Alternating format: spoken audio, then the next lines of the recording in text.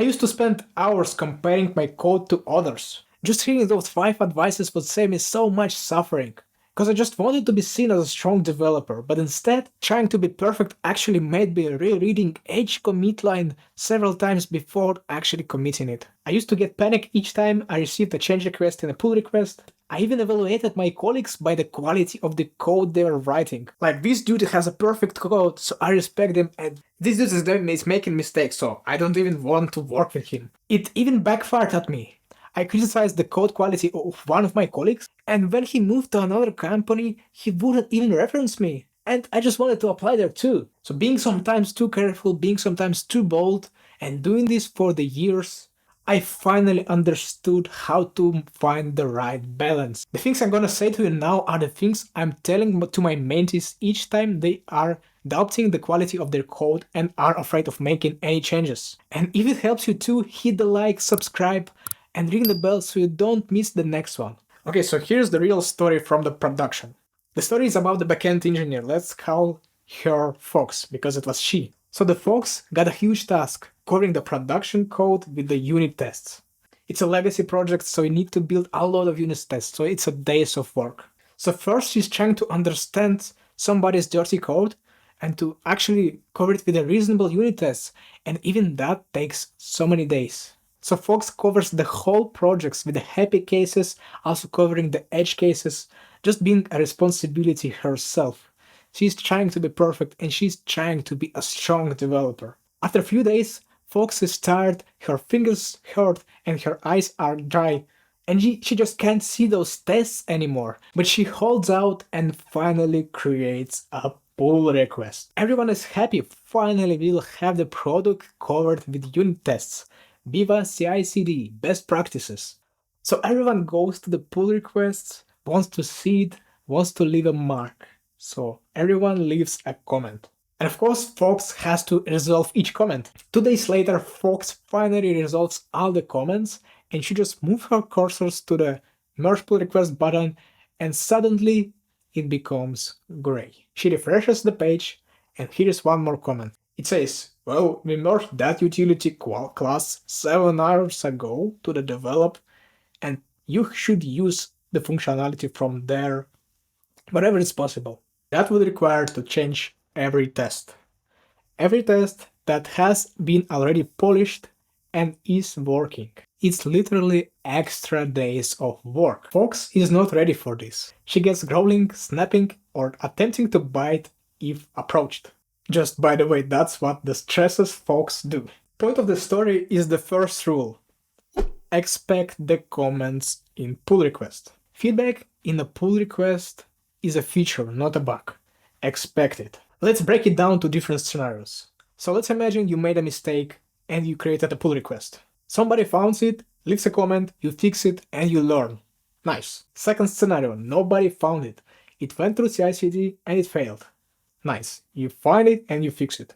Third scenario, nobody found it, but CI/CD is not good enough, so it went right to the production and you found the bug lately. So what you do? Well, you improve the CI/CD. It's a precious experience, and you could brag on the interviews that you have worked with the CI/CD directly and you have made an impact on the automated code. And also those are just 3 points for the relationship with your team, because you improve the process for the whole team. And the last scenario, there are no mistakes in the code, but there are comments. That means that you are dealing with a developer who strikes for the perfection. First, take it with a grain of salt, and you have 2 more choices. You can take it easy and make him happy even if he's too picky, or you confront. But you don't want to make enemies. So here's what you do.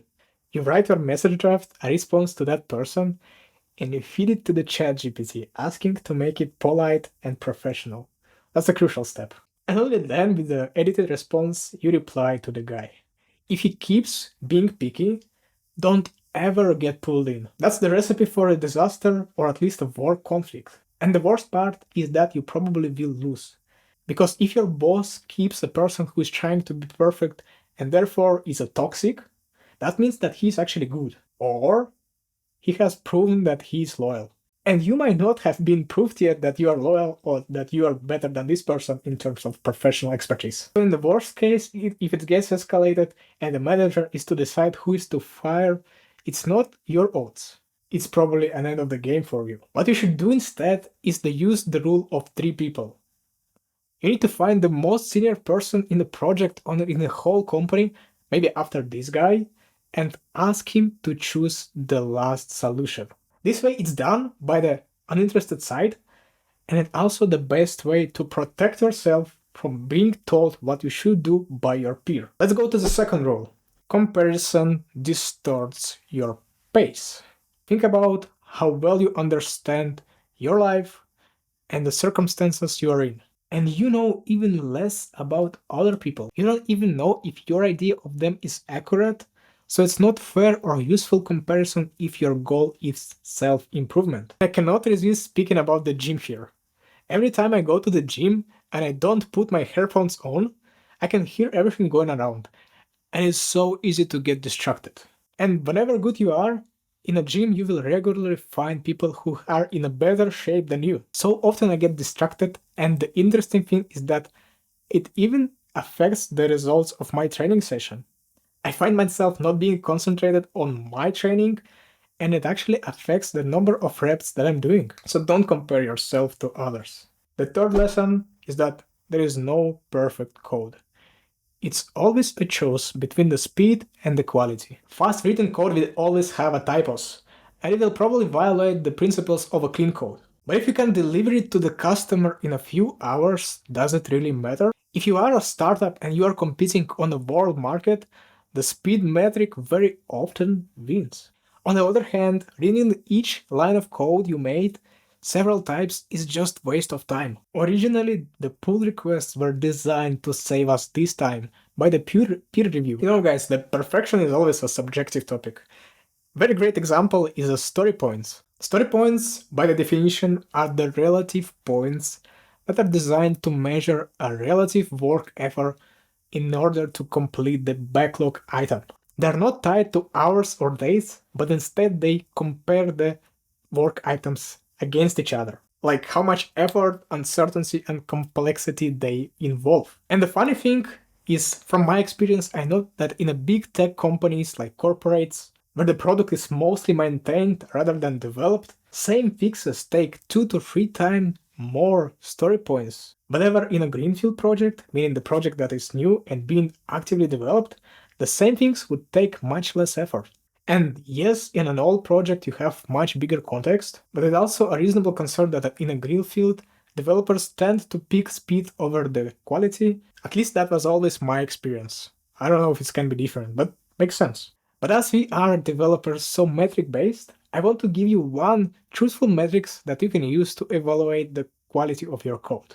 It's called what the hells per minute in code reviews. So you can count yourself telling what the hell, and usually you do this when the code is not readable at the first glance. I remember at my first company when I was reading the codebase, I could find a comment on each line. And because back in the day I was so influenced by the Uncle Bob or Robert Martin, who is considered one of the best experts in the IT field, he was actually saying that the comments are evil. But my senior colleague explained me that it was a team convention. So what would you do? Would you demolish the relationship with the people you spend 40 hours a week just for changing that single thing, which is not even guaranteed? As you can see, it always comes down to the people. And here comes the next insight. There is no such a thing as being bad at programming. It's only about specific knowledge that you need to get into your brain. Before you get your first job, the only thing you need to know is the theoretical questions that are actually being asked on the interviews.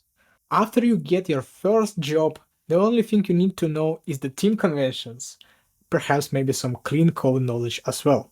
And the rest, like best practices, efficiency tools, or subjective perfectness of each line, it's not really worth concerning at the beginning.